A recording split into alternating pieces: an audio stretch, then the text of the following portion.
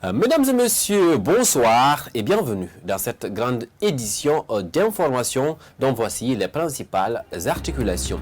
Elle n'aura finalement pas eu raison sur ses nombreuses interventions chirurgicales.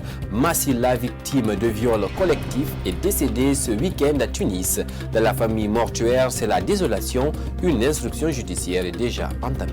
22 novembre 1970, 22 novembre 2021, cela fait 51 ans que la Guinée a été victime d'une agression portugaise où plusieurs personnes ont perdu la vie. Retour sur cet événement historique dans ce jour. Et enfin, sport, la 4e journée du championnat Ligue 1 guinéen s'est achevée ce dimanche avec la première victoire de l'association sportive de Kaloum, 1-0 devant l'Ashanti Golden Boy de Sigiri. À tous, bonsoir et bienvenue dans ce journal. Pour commencer, c'est ce samedi 20 novembre 2021 que Massila, victime de viol collectif de la part des médecins dans une clinique à Conakry, a succombé à sa 7e opération en Tunisie.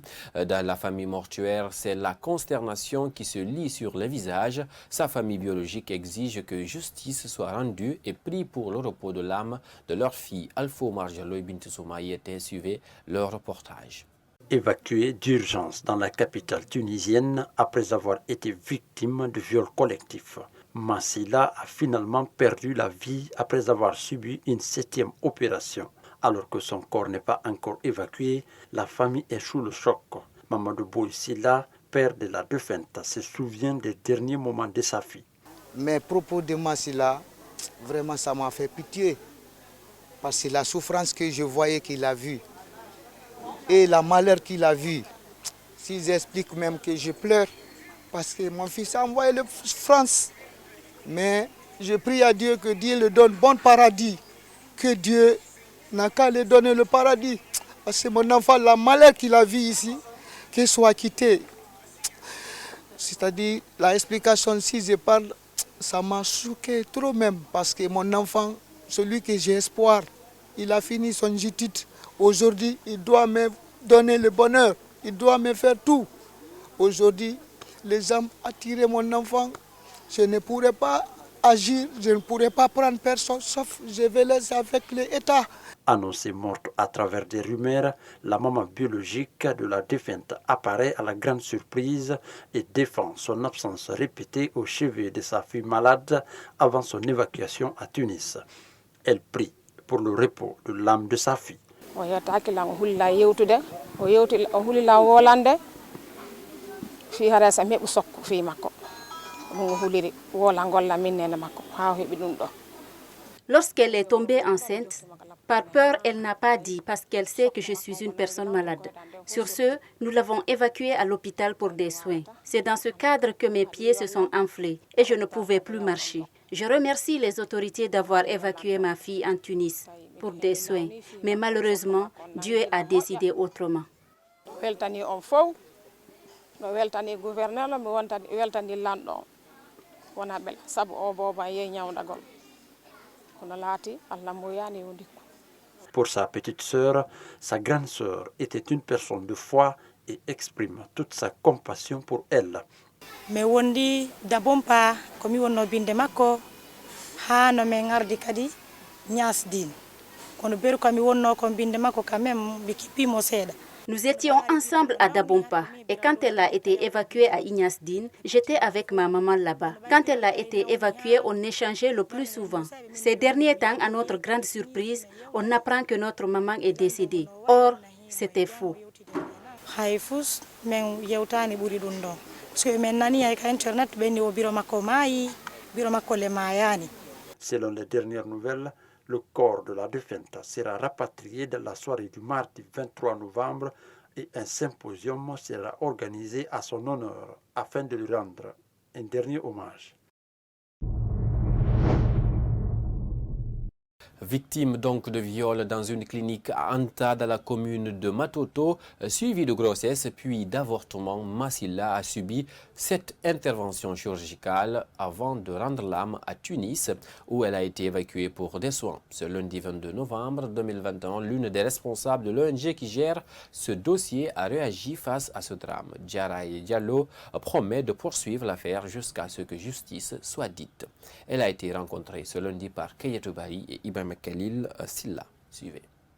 C'est dans la soirée du samedi que l'information sur le décès de Massila est tombée. Elle a été victime d'un viol collectif de la part des médecins dans une clinique privée à Anta, dans la commune de Matoto. Massila a subi cette opération avant de rendre l'âme en Tunisie où elle a été évacuée pour des soins. Malheureusement, elle a succombé à sa 7e opération. Ce sont des sentiments de tristesse et de colère que ressent l'ONG en charge du dossier « Mon enfant, ma vie ». Quand on suit un cas, on espère qu'elle s'en sorte.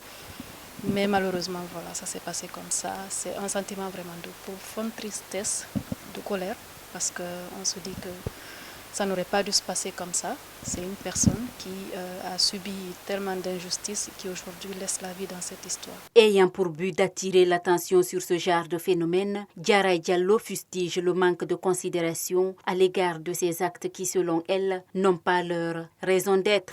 Ce genre d'agression, de viol, ce n'est pas normal. Parce que encore malheureusement aujourd'hui, on perçoit ça. Il y a des endroits où c'est minimisé, c'est banalisé. Et malheureusement, Massila, elle en est arrivée là aujourd'hui. Parce que c'est un sujet tabou, parce qu'on ne considère pas ça comme anormal. Soucieuse de la sécurité sanitaire de tous et de chacun, cette activiste interpelle l'État sur la présence des cliniques clandestines dans le pays. J'aimerais vraiment attirer l'attention des autorités sur la nécessité de s'occuper de ces cas-là, de revoir les autorisations qu'on donne à ces cliniques-là, que les gens se sentent rassurés quand ils vont dans des cliniques. Quand on voit une clinique, on se dise oui, c'est une clinique qui a été contrôlée, qu'elle a le droit d'exercer, que j'y vais parce que je me sens rassurée. Ça, c'est déjà un premier point. Un deuxième point, on a des structures, comme je vous disais, avec lesquelles on collabore beaucoup. On a l'OPROGEM, on a la brigade de protection. On aimerait que ces structures-là soient équipées. Elles soient assez équipées pour pouvoir prendre en charge ces victimes. Depuis l'annonce de l'acte de la part des médecins, il y a eu une forte synergie d'action avec tous les acteurs de la société civile, mais aussi avec les autorités du pays. Diaraye Diallo dit être reconnaissante face à cela. Paix à l'âme de Massila. 22 novembre 1970, 22 novembre 2021, cela fait 51 ans depuis que la Guinée a été victime d'une agression portugaise. Plusieurs personnes y ont perdu la vie. Pour en savoir plus sur l'histoire, notre rédaction a rencontré un témoin de cet événement qui est revenu sur les moments forts. Bintou Souma, Alfouma Diallo, explication. Comme le dit ce témoin de l'histoire, faire une rétrospective sur les événements, sur l'agression portugaise du 22 novembre 1970 en Guinée, faire remonter en surface des émotions, des sentiments de douleur, de tristesse, mais surtout une liesse de joie. J'étais au terme de l'université, mes études universitaires. Parce qu'à l'époque, il y avait les deux universités, Gamal et Julius Nyerere, IPK. Donc, c'est ce que ça intervenait en 70. Nous, on était là-bas. Mais les nôtres camarades qui étaient là, chacun a eu un fusil. Et ils ont été répartis entre les différents postes de garde. Tous les citoyens se sont répartis sur l'espace territorial de Kaloum. Donc chacun avec une mission précise dans l'intérêt de la protection de la nation, par là sa capitale. Et cette organisation spontanée, surtout suivi après l'appel du camarade Ahmed Sékou Touré, annoncé qu'à 2 heures du matin, nous sommes victimes des forces étrangères contre notre souveraineté. Le Portugal ayant servi de tête de pont, mais les acteurs principaux, c'est la France et tant d'autres. Puissance qui était jalouse de l'immensité de nos richesses naturelles, du sol et du sous-sol. Malgré la résistance guinéenne à travers la mobilisation de la population et de l'armée, plus de 100 personnes ont trouvé la mort. Cet acteur de l'événement se dit fier du courage des Guinéens. Nous avons relevé dans la vaillance africaine le défi. Désarmés, mais nous avons mis hors nous, nous avons arc-bouté les puissances. Un bateau est là, dans le Bagatai. C'est sombré là-bas. Pour vous dire et confirmer cette thèse d'Ahmed Sékou Touré. L'Europe, la puissance colonisatrice, ne saurait jamais connaître ce que c'est que l'Afrique. L'Afrique a ses valeurs. Elhadji Sékou Beka Bangoura regrette que cette histoire, qui est un trésor, reste sans être célébrée. Cependant, il invite tous les dirigeants guinéens à accorder de l'importance à cette journée qui porte la vie de notre pays.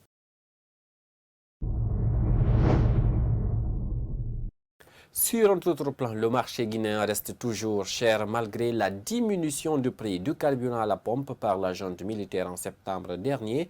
Des femmes dénoncent cette situation que le président de la transition avait lui-même promis de revoir, il faut le dire, dans un bref délai. Les précisions avec Maya Mekindi Bari et Abdourahmane Bari. Se procurer un repas par jour reste inquiétant pour les citoyens de Conakry à cause de la cherté des denrées alimentaires dans le marché. Alors que le prix du carburant a été revu à la baisse par les nouvelles autorités de 11 000 à 10 000 francs, le marché guinéen reste toujours cher. Une situation que déplorent ces vendeuses qui lancent un cri de cœur. Les denrées alimentaires sont chères au marché. Je ne connais que revendre du gombo. Actuellement, si tu n'as pas 500 000 francs guinéens, tu ne peux pas avoir un sac de gombo. Il n'y a pas d'argent.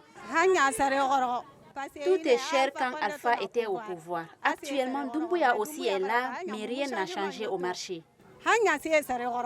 En septembre dernier, le président de la transition, le colonel Mamadi Doumbouya, a diminué le prix du carburant à la pompe. Après cela, il a promis de revoir la situation des denrées alimentaires dans le marché dans un bref délai. Vu la durée de cette promesse, ces femmes interpellent les nouvelles autorités. Le président doit nous aider. Rien ne va à Conakry. Actuellement, le marché est cher.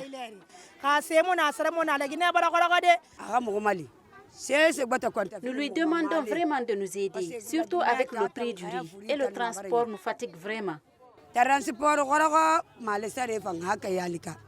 Ces femmes justifient cette situation par des difficultés auxquelles elles sont confrontées pour écouler leurs marchandises. On en vient à présent à cette autre actualité. Le samedi 13 novembre 2021 dernier, le président de la transition, le colonel Mamadi Doumbouya, avait reçu au palais Mohamed V de Conakry 180 lauréats au compte de l'enseignement général. Après avoir bénéficié des ordinateurs et de tablettes, ces lauréats bénéficieront de bourses d'études pour le Maroc. Parmi ces boursiers, aucun lauréat du franco-arabe n'y figure. Ces derniers crient à l'exclusion. C'est le cas du 3e et du 7e JARIF de la République que le correspondant de Star 21 TV, basé à Cancan, a rencontré. Abdoulaye Koyassila nous signe ce reportage. Mamadi Fofana, 3e de la République, et Aboubakar Keïta, 7e de la République, tous en option sciences expérimentales. Le week-end dernier, c'est à la télévision nationale RTZ qu'ils ont appris la rencontre entre le président de la transition et leur frère lauréat de l'enseignement général. Alors que ces derniers vont bénéficier des bourses d'études pour le Maroc, eux, ils crient à l'exclusion. Moi, personnellement, je pense que c'est une ironie de la part du ministère en charge de l'éducation nationale, parce que je vous rappelle qu'on a fait le baccalauréat ENIC sur le même critère d'abord. Et quand on prend ceux de l'enseignement général, sciences expérimentales, et ceux de franco-arabe, sciences expérimentales, on a traité les mêmes sujets en maths, physique, chimie et biologie.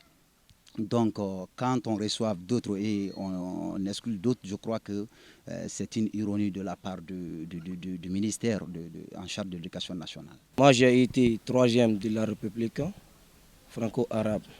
Je peux dire, comme si nous ne sommes pas des Guinéens, parce que au bac, si par exemple au bac, les sujets qui ont été envoyés au bac, c'est les mêmes sujets qu'on a traités ensemble. Pour les enseignements généraux et pour nous les franco-arabes, c'est les mêmes survient. Nous suivons les mêmes cours à l'école, tout c'est les mêmes. Nous sommes séparés maintenant en arabe, mais en français c'est les mêmes. Mais aujourd'hui, si on dit on a entendu que le ministre a dit que que les franco-arabes n'ont pas de niveau. C'est pour cela qu'ils n'ont pas donné de bouche à franco-arabes. Parce que j'ai constaté que l'argument sur ça. Bangal Fede Kone est le proviseur du lycée Alpha Yaya Diallo de Kankan. Il y a eu plusieurs lauréats dans son école, dont le premier de la République en option sciences expérimentales. Il se dit inquiet pour le devenir du franco-arabe dans le système éducatif guinéen. On est inquiet et en même temps on a peur. On a peur pour le devenir de l'enseignement franco-arabe dans ce pays. Et on est inquiet aussi pour nos élèves, parce que 180 étudiants à l'extérieur par l'État lui-même et qu'aucun étudiant de franco-arabe ne figure. Et tenez-vous bien, ces élèves vont dans un pays arabe et aucun lauréat de franco-arabe. Donc on lance un appel pour qu'on rectifie un peu le tir. Les lauréats du franco-arabe ne comptent pas se laisser faire cette année. Selon nos informations, ils ont formé un collectif et rédigé un mémorandum qu'ils auraient déjà remis au ministre secrétaire général de la présidence de la République, le colonel Amara Kamara.